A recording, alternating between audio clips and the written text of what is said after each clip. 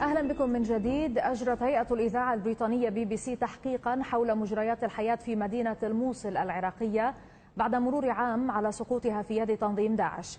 وأظهر التحقيق أن التنظيم يسيطر على معظم مناحي الحياة فيها، من اللباس إلى المدارس التي يقول السكان إنها تستخدم لتلقين الأطفال أفكار التنظيم. ويشير التحقيق إلى أن التنظيم قام بقطع إشارات الهواتف المحمولة والتحكم في الإعلام، ومارس الاضطهاد بحق الأقليات التي تسكن في المدينة. قتل وتهجير ونقص شديد في الكهرباء والأغذية، وانعدام الحريات والعيش في خوف وقلق شديدين ومستقبل مجهول. هذا ما بدت عليه مدينة الموصل، كبرى مدن الشمال العراقي، بعد سنة من سيطرة تنظيم داعش الإرهابي عليها. مدينة الموصل تقع على بعد 400 كيلومتر شمالي العاصمة بغداد، سقطت في يد تنظيم داعش بعد قتال استمر لبضعة أيام في شهر يونيو حزيران من العام الماضي. واليوم، وبعد مرور سنة على سيطرة داعش على الموصل، نشرت BBC تحقيقا يكشف الوضع المأساوي الذي يعيشه سكان الموصل والأفعال الإرهابية التي يرتكبها التنظيم بحق المدينة والسكان. إذ أشارت BBC في بداية التحقيق أن سيطرة تنظيم داعش على الموصل أحدثت تغييرا ضخما في حياة السكان، بالأخص الطلاب الذين تخلوا عن دراستهم بسبب الأحوال المالية السيئة التي يواجهونها، بالإضافة إلى أن التنظيم يمنع النساء من التعليم أو العمل إلا كمعلمات للفتيات.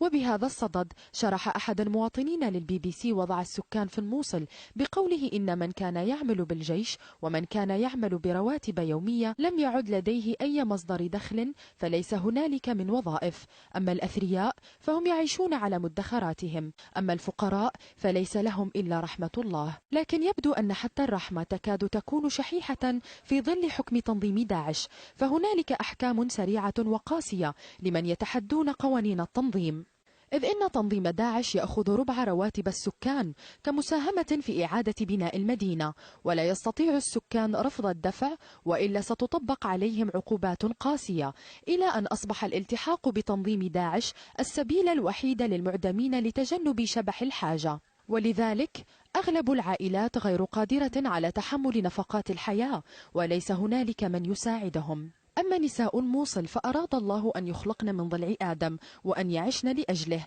هكذا ينظر للمرأة في أدبيات تنظيم داعش، وهو ما انعكس على أحوال النساء، إذ يفرض على المرأة التي ترغب في الخروج من منزلها أن ترتدي النقاب وأن تغطي يديها بالقفاز وأن تكون بصحبة أحد من محارمها الذكور، وهو ما دفع العديد من النساء إلى تفضيل البقاء في المنزل طيلة الوقت. التحول في نمط الحياة في الموصل ألقى بظلاله على القوانين والعقوبات، وبحسب ما نشرت BBC فإن تنظيم داعش أخذ بتطبيق القوانين الخلافة منذ سيطرته على الموصل، إذ إن أخف عقوبة لدى داعش هي الجلد، والتي يتم تطبيقها بحق من يقومون بأفعال مثل التدخين.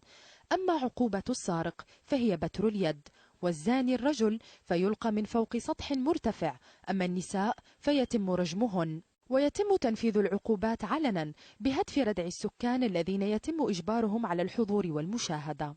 الموصل التي كان يسكن بها ما يقرب من 1,000,000 شخص تعاني الآن شح الموارد وقلة الوظائف وتزايد نطاق العقوبات القاسية والعلنية. كذلك فإن التواصل بين السكان والمدينة والعالم الخارجي أمس في غاية الصعوبة، كما يحمل الكثير من الأخطار.